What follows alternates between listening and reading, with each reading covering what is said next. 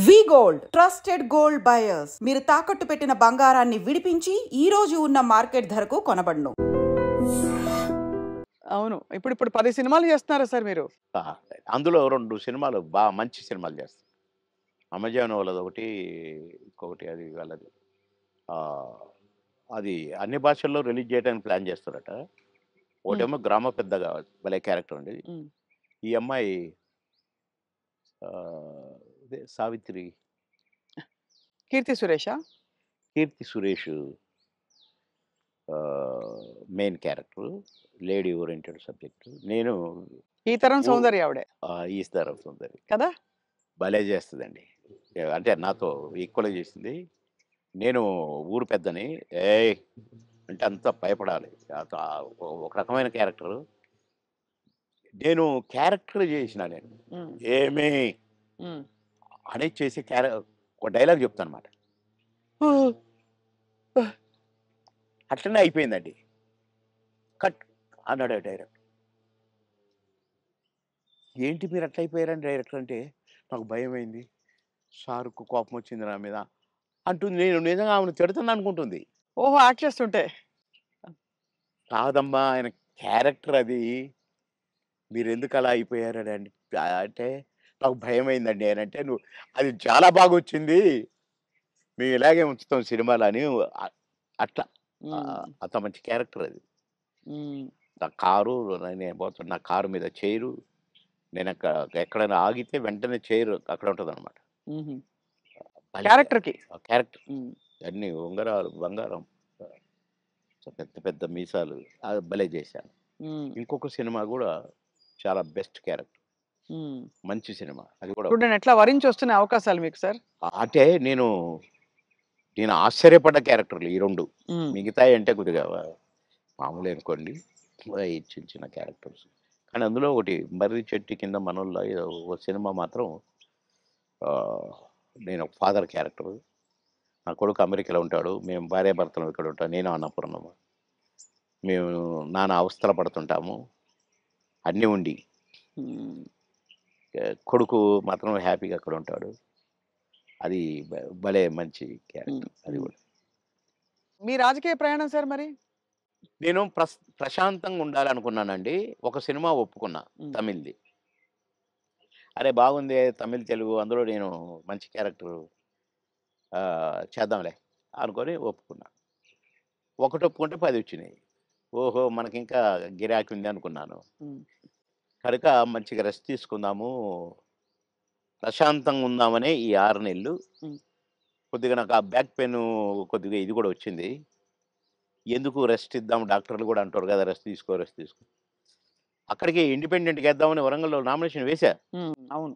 కానీ నామినేషన్ వేయటానికే నేను కారు దిగి నడవటానికి నాకు కుదరల. వీల్ చైర్‌లో పోవాల్సొచ్చింది. హ్మ్. ఆగిన అక్కడికి ఒక అరగంట సేపు. నడుచుకుంటూనే పోవాలని. కానీ నా వల్ల గాల. అంటే ఇక్కడి నుంచి కారులో పోయినా గదా!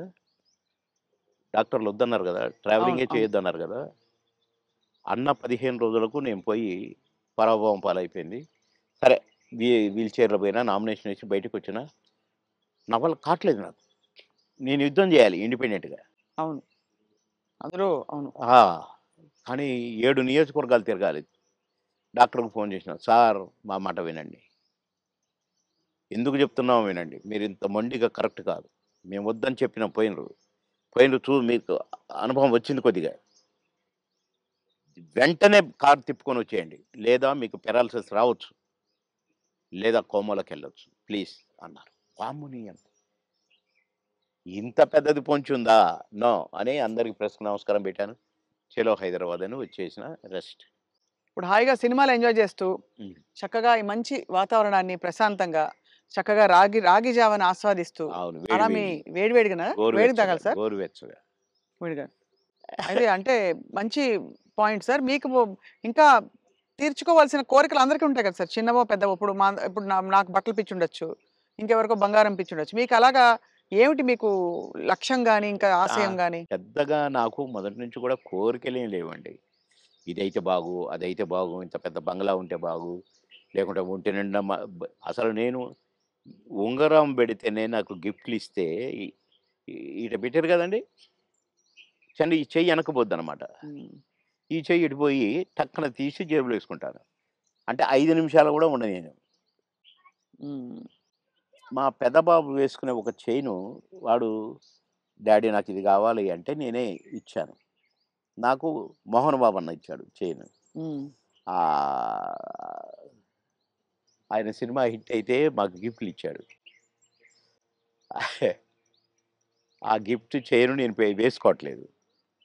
మా పెద్ద బాబు అడిగి కావాలి అంటే తీసుకున్నానా, నాకు వద్దు అన్న. ఆడు చనిపోయినాక ఎందుకో ఆ చైను నేను వేసుకోవాలనిపించి వేసుకున్నా. కానీ అది కూడా అప్పుడప్పుడు వేసుకుంటాను, మళ్ళీ తీసి దాచిపెడతాను అంతే తప్ప పెద్దగా నాకు ఏమోనండి. నాకు అన్నీ చూశాను. దుఃఖం ఎంత దుఃఖం సార్, ఎంత విషాదం చూసారు జీవితంలో. అబ్బో అబ్బో చాలా చాలా చాలా ఇంజనీరింగ్ చదివి హాలిడేస్లో ఇంటికి వచ్చి పెళ్లి పెట్టుకొని నెల రోజుల్లో పెళ్లి చేయాలని హడావుడి ఒక పక్క షూటింగ్లు హడావుడి. కొత్తగా ఇంటికి వచ్చాము, ఫిలిం నగర్ ఇంటికి. వాడికి ఫోటోలు ఇచ్చాను. ఇగో 12 మందిని సెలెక్ట్ చేసిన, నీ ఇష్టం వచ్చిన అమ్మాయి, నీ ఇష్టం. ఒకవేళ వీళ్ళలో ఇష్టం లేదనుకో, అడుక్కునేదైనా పర్వాలేదు, తెచ్చి మంచిగా స్నానం గినం చేపించి మంచి బట్టలు ద్వారా బాగానే ఉంటుంది, నీకు నచ్చితే అది చెప్పిరా. నేను నా తర్వాత చెప్తా. మంచి వారం రోజుల్లో చెప్పాను. వారం రోజుల్లో చనిపోయి. తీరని లోటు సార్ అది. అబ్బో ఇప్పటికీ కోరుకోలేదు, ఇప్పటికీ కోరుకోలేదు. బాధాకరం చాలా. అది గుర్తొస్తే ఇక అందుకే అక్కడ నుంచి ఫిలిం నగర్ నుంచి ఇల్లు మార్చిన, ఇది తీసుకొని ఇక్కడికి వచ్చి. ఆ ఇంట్లో బాబు జ్ఞాపకాలు ఎక్కువ కదా సార్. అమ్మో బాగా బాగా ఎటు చూసినా వాడే కనపడతాడు. వాడు అని ఫ్రెండ్స్ అంత క్లాస్. ఈడు మాస్ ఉన్న కొడుకు. కానీ వీడు మళ్ళీ విధేయుడు. వానికి పెద్దోడికి విధేయుడు. నేను పెద్ద కాదు, వాడు రారా వస్తున్నాను కాంబినేషన్. Thank you so much Babu Mohan garu. It great experience మీతో మళ్ళీ మాట్లాడడం. అండ్ బోల్డ్ అని విషయాలు చాలా చెప్పినందుకు. సంతోషం. మా స్వప్న గారితో మళ్ళీ మాట్లాడాను. Right sir. మళ్ళీ మా స్వప్న గారితో. Thank you sir. Thank you very much.